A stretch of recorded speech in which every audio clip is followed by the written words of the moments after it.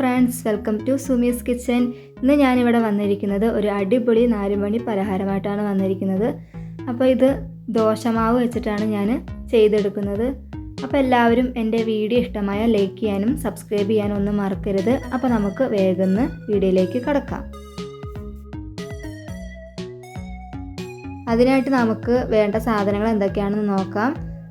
ആദ്യം ഒരു 2 ഗ്ലാസ് ദോശമാവ് എടുത്തിട്ടുണ്ട്. പിന്നെ ഇതിലേക്ക് കുറച്ച് സാധനങ്ങൾ നന്നാക്കി വെച്ചിട്ടുണ്ട്. ഒരു 2 ചെറിയ പച്ചമുളക് ചെറുതാക്കി അരിഞ്ഞത്,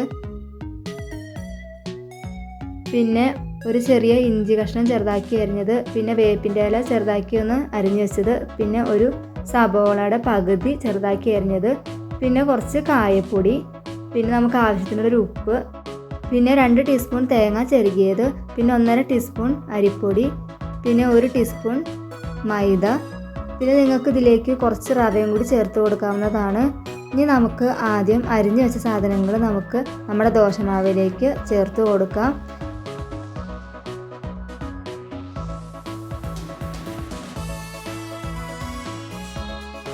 പിന്നെ നമ്മൾ എടുത്തു വെച്ചിരിക്കുന്ന അരിപ്പൊടി, മൈദ, ആവശ്യത്തിനുള്ള ഉപ്പ്, പിന്നെ നമ്മുടെ കായപ്പൊടി നമ്മൾ എടുത്തു വെച്ചിരിക്കുന്ന എല്ലാം നമുക്കിതിലേക്ക് ഇട്ട് കൊടുക്കാം. അതിനുശേഷം നമുക്കിത് നന്നായി ഒന്ന് ഇളക്കി യോജിപ്പിച്ചെടുക്കണം.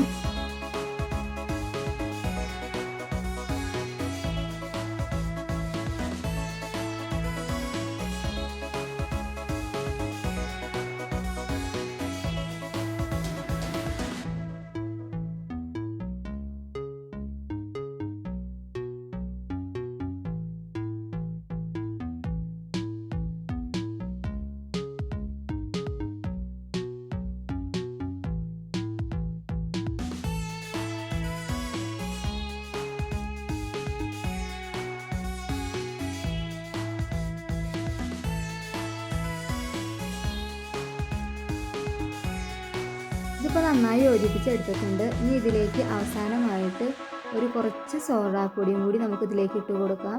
അപ്പോൾ നമ്മുടെ ഇതൊന്ന് നന്നായി ഒന്ന് പൊന്തി വരാൻ വേണ്ടിയിട്ടാണ് ഇത് ഞാൻ ചേർത്ത് കൊടുക്കുന്നത്. ഇതും കൂടി ചേർത്തതിന് ശേഷം നന്നായി ഇളക്കിയിട്ട് നമുക്കിതൊന്നൊരു 10 മിനിറ്റ് റെസ്റ്റ് ചെയ്യാൻ വയ്ക്കാം.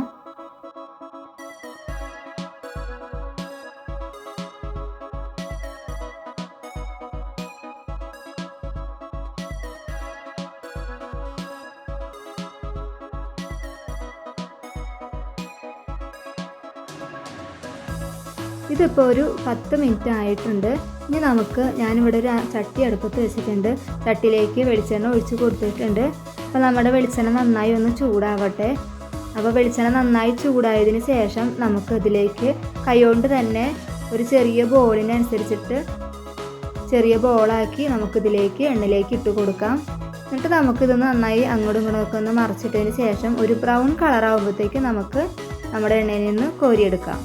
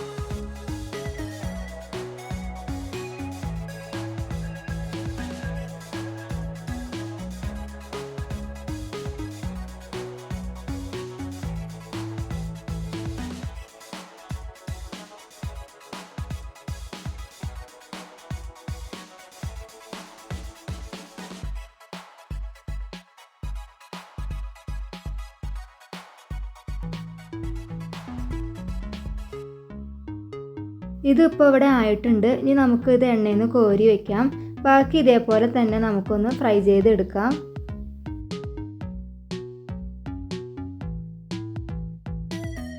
ഇതിപ്പോൾ ഞാനിവിടെ എല്ലാം ഫ്രൈ ചെയ്തെടുത്തിട്ടുണ്ട്. നല്ല അടിപൊളി ടേസ്റ്റ് ആയിരുന്നു. അപ്പോൾ എല്ലാവരും ഇതേപോലെ ഒന്ന് ട്രൈ ചെയ്ത് നോക്കുക. അപ്പോൾ ഇത് ബാക്കി ദോശമാവ് ഉണ്ടെന്ന് വെച്ചിട്ട് അതുകൊണ്ടും ചെയ്യാം. നമുക്ക് ദോശമാവ് ഉണ്ടാക്കുമ്പോൾ ആ ദോശമാവ് എടുത്തിട്ടും ഇതേപോലെ തന്നെ ട്രൈ ചെയ്ത് നോക്കാം. അപ്പം എൻ്റെ വീഡിയോ ഇഷ്ടമായ എല്ലാവരും ഒന്ന് ലൈക്ക് ചെയ്യാനും സബ്സ്ക്രൈബ് ചെയ്യാനും ഒന്നും മറക്കരുത്. അപ്പോൾ വേറെ നല്ലൊരു വീഡിയോ ആയിട്ട് നമുക്ക് വീണ്ടും കാണാം. Thank you for watching.